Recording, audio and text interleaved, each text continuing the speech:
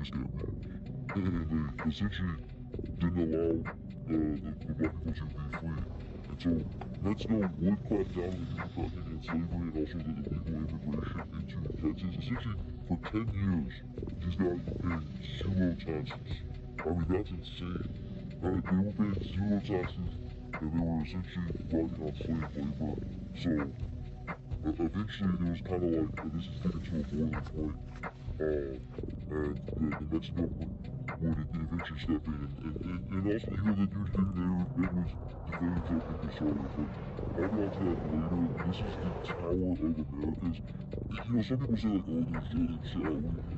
It's not that impressive, but it's a very, very cool tower. I mean, obviously it's not Drake's Tower, or the Seattle Tower, or the Dallas Reunion Tower, but Dallas is its own beast. I mean, look at his haircuts. I mean, Dallas is like just a different planet, a different stratosphere. I mean, it's like its own GTA server. I mean, these type of haircuts are just insane. I respect the culture too, and we have our own haircut culture too. I mean, it wasn't a French fries. And I don't even know what French fries does. You know, honestly, I have no clue what the hell French fries does.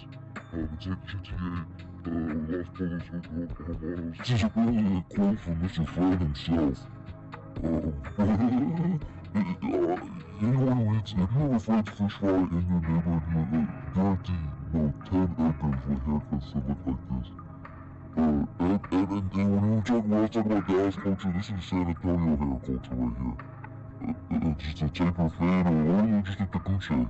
A tacuche is just a dude with a big truck. But yeah, man, the nice tower. You gotta love the Tower of Americas. Very, very great.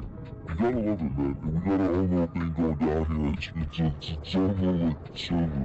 You know what I mean? Its own little bubble going on here. But yeah, man, in 1829, while Stephen Russell was not reading the slaves' rights, the Yucatan governor Antonio Lopez de Santa Anna was pretty much repelling an invasion by Spanish governor Diego Isidro Dorados. I don't know exactly what the details of that invasion was, but this is the Mexican embassy right here. It's very funny. Cool. But essentially, he repels this invasion and somehow he becomes dictator. I'm not an expert on Mexican history and did not teach that in school. But yeah, this is an empty photo. I thought this was very cool. It's very funny, like a relic of old times. But essentially, as I'm walking in here, essentially he becomes dictator. He would crack down on the emancipation of black people, and crack down on the taxes that were being evaded, and he would put tariffs on goods from the USA, and along with other things. And so he would also permit immigrants from the United States to Texas. Well, essentially, with the banning of legal immigration, slavery, and a few other things, it eventually led to the Revolution of Anuak in 1832.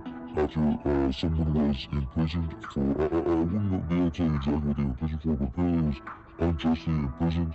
And so essentially that's led to a sort of like town revolt, and this just kind of snowballed into the Texas Revolution.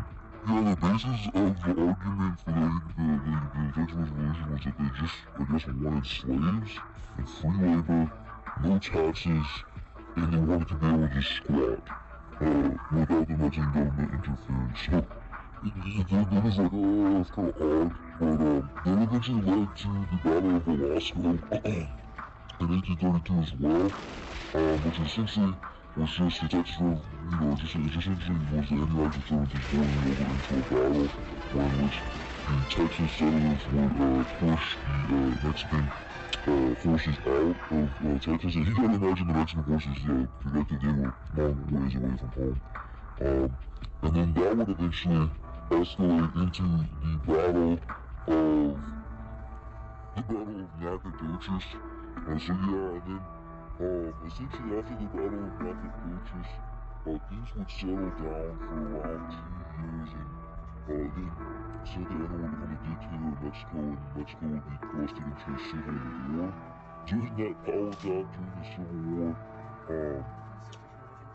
Stephen F. Austin would be arrested on counts of treason and somehow he'd be released as well. And in 1835, he would eventually declare independence from Mexico. So essentially, after this battle of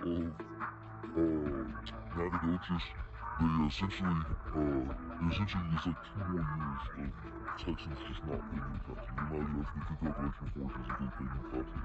2 years, Santa Anna would become dictator of Mexico, and he would disband their Congress, leading to a civil war, and Stephen F. Austin would get arrested, and he would declare independence. This would break all hell loose in the Texas realm.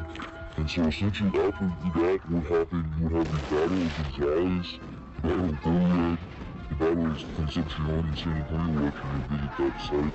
The Siege of Bexar, the Texans capture Fort Lisbon with Swan or whatever. So after Texas takes over, Santa Anna would lead an army up through Mexico, and he would lead a march onto Alamo, where I am at here today. And so essentially this is where the story begins here for us today. And so Santa Anna would march his army up through Mexico to take care of this rebellion that had started in 1835. In 1836, he would march his ass all the way up to San Antonio to deal with this rebellion. He thought himself as like a Mexican Napoleon. And so he essentially just would convince a bunch of fools to march all the way up to San Antonio and squash this rebellion. And so that's what led to his brutality at the Alamo as well as the Goliad, is he wanted to kind of make a name for himself on this continent. And so he felt disrespected sincerely, and so he came with his army to squash the rebellion. And what ensued is one of the most iconic, wars of all time. I hate to say that, but it's the truth. And so essentially, Santa Anna would just march all the way to San Antonio, and they would lead to a 13-day siege here at the Alamo, where I'm standing here. And I've been here like 18 times. I've lived here my entire life, so this place is not anything special to me, really. But essentially, the Alamo wasn't a major battle site. I mean, walking to it, it's pretty cool. You can see the Tower of America to the right. And essentially Santa Anna would march here, he would park his army on the banks of the Riverwalk, and he would start a siege, just pretty much just blowing up stuff, just shooting cannons at the Alamo. He wouldn't do very much damage, from the Riverwalk, but the idea here was just to sustain pressure and starving out the residents here at the Alamo, getting really tired. I believe they only had like under 200, and they were reinforced a few times here, like Davy Crockett, all these, James Bowie, and all these like special figures, and like the bands of Texans, and so essentially you had a group of marauding Texans that all just met here, around 200 people in total, essentially fighting the Mexican government, which was numbering well over 1,000 to 3,000 troops. I don't have the exact numbers on me. So with this 6,000 or 1,000 strong army, there's 1,000 to 6,000 troops looked it up here. And so he would essentially camp on the banks of the Riverwalk and pretty much just order troops to siege and shoot stuff up and get in skirmishes and see where they can find out the Alamo's weak point. This is what it would have originally looked like as a structure, and then what the city would look like back then. I'm gonna put my hand up in, like, on the Riverwalk wall so you can see how small this wall actually is. It's not actually, it's very, you can jump over this if you wanted to, but on the third day, a skirmish on the right flank would break out, and this would be actually characterized in the movie The Alamo. You can see here. On the third day, essentially, Santa Anna would try to see if a simple right flank would overdo the forces of the Alamo, but they would actually take a decent amount of losses here on that little skirmish throughout the village, and the Alamo would actually push out and burn the village that the Mexican troops were holding. And so essentially, they just got into a little musket duel, and this would have been on the third day, so imagine this lasted 13 days, so it would have been roughly 2 weeks. So only on the third day this would have occurred, and Essentially, after that, Santa Anna would pull back. His troops would.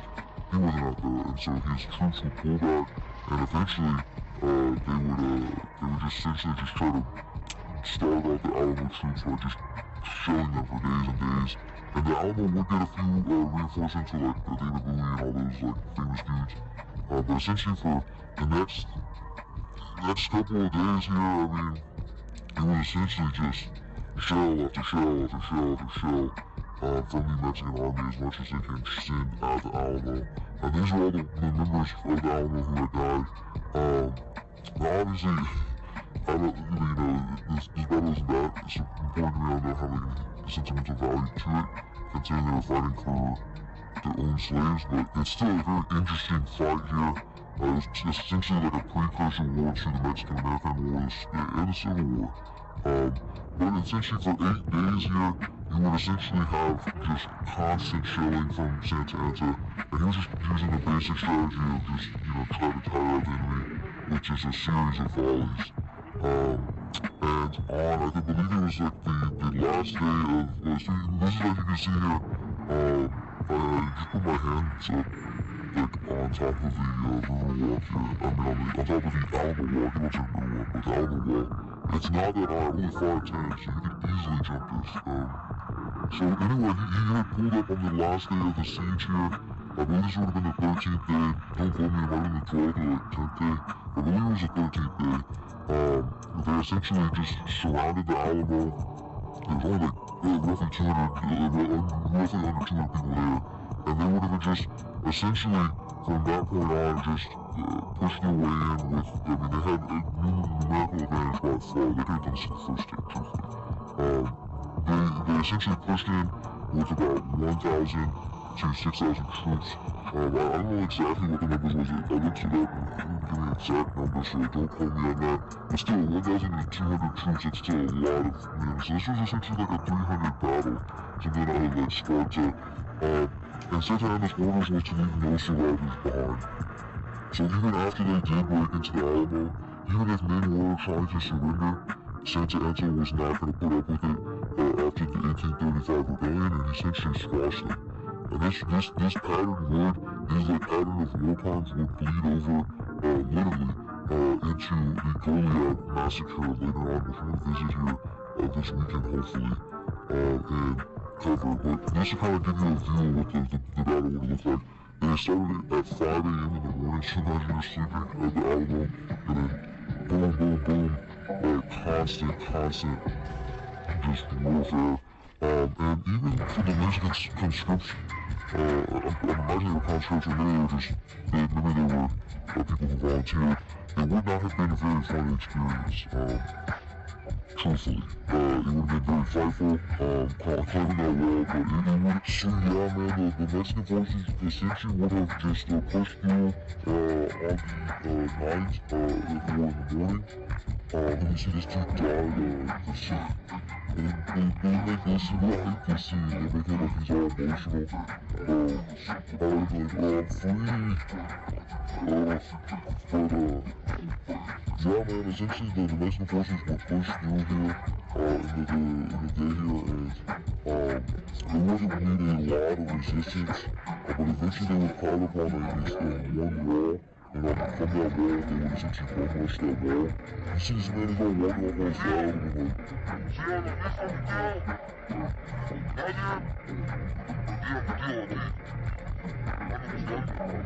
yeah, man, I wanna walk down there and disappear to Mexico for real quick, considering everything free here. I don't know what this man is doing. I don't think my brother was involved in this. But anyway, the Mexican forces were pushed through here, and essentially, it was this is just proving that, Mexico does support them. They celebrate Juneteenth. But anyway, anyone who survived the initial 5 a.m. raid would have essentially just been, throughout the day, picked off slowly, bit by bit, by the massive waves of the Mexican army. And we had 200 dudes versus roughly, the estimates were, if there was 6,000 versus 2, that is crazy. You can only have so much ammo. And so essentially, you know, the Texas Army forces would have fought for as long as they could have, from 5 a.m. throughout the day, and this would have eventually culminated to them barricading themselves into the Alamo Fort itself and shooting it out in that mission. And they make it seem like the other versions is running at them like waves of zombies, but this is also a John Wayne little snippet that I'm borrowing. So, essentially, like, the Mexican forces would have pushed through here, and it would have been brutal. I mean, to be Alamo defender would have been absolutely terrifying. Imagine you're fighting for 13 days straight, and then on the final day it culminates into one of the craziest, just like essentially just craziest, the urban sprawls. Undoubtedly would have been heroic, but I mean, it would have also taken a lot of courage to go out like that. But they would never have a choice. They wouldn't have had a choice. So essentially, the Mexican army would have rushed in, and essentially bum-rushed everything about Texans surviving. You gotta imagine these were musket loaded rifles. You weren't shooting at AK or you weren't shooting at AR-15. So every time you shot a shot, you had the musket reload. And imagine a bunch of dudes rushing you while you're musket reloading. Absolutely stressful. It would be probably one of the most stressful events of you would die, but yeah, they got this busted baddie here in front of the Emily Morgan Hotel, a part of the Alamo Monument. I don't know exactly if she was a part of like the battle or something, but the Emily Morgan Hotel is supposed to be extremely haunted. It's supposed to have like tormented souls from the battle as well as just people from the 1800s and on. I think this is one with Theodore Roosevelt or Ulysses Grant's ghost in there or something like that. But kind of like a Halloween haunted hotel vibe. But yeah, I'm gonna go ahead and walk back to the Blue Star, get back in my car here. Fun fact, you can actually visit Santa Anna's Lake in Illinois. I think Springfield, I've actually been to Chicago and Springfield to visit the Lincoln Memorial in Chicago. Chicago, despite some of these memes, is actually a pretty decent place. I have not lived there, so I cannot say that like wholeheartedly, but Batman's from there, so that tells you that it's probably not the greatest of places to live, but definitely a cool place to visit. Just to show you again that Juneteenth was celebrated by, was started by Mexico, sort of. And so essentially, I'm gonna go ahead and walk back to my car here at Blue Star and get it going here, and then head to the missions, the next day. But as you can see, man, the rail's not that high, and it would have been an absolutely brutal shootout, once the Mexican troops broke through the line. This is really objectives. See, it was 104 degrees outside. I don't know what that building is. But yeah, man, cool. I just stumbled across this I actually have lived here my whole life and I've never seen this art. But I walked through, I was just walking, doing some urban hiking, and I found these random pieces, very, very cool. And to the right here, you'll see this very, very, very, very cool one. Let's see. There it is. So yeah, that is a very, very cool piece on the side of a building. It's a pretty massive piece too. I mean, honestly, it's one of the most impressive pieces. It's honestly probably the most impressive piece I've seen in San Antonio as of yet to date. I mean, it's very, very cool. Well done. It's got the 2-1-0 there. It was just on the side of a random building too. Like, I don't even know what this building is. I have no clue what part of San Antonio. Well, it's downtown, obviously, but yeah, man, you just gotta respect this art. Whoever did this, very, very cool. But yeah, I'm heading back to my car here now. And just to put you in perspective how old the Alamo was, it was built in 1718. So that's, I mean, think of the American Revolution happened in 1776. I don't know who the guy was. He was just dressed up in his suit here. But this is the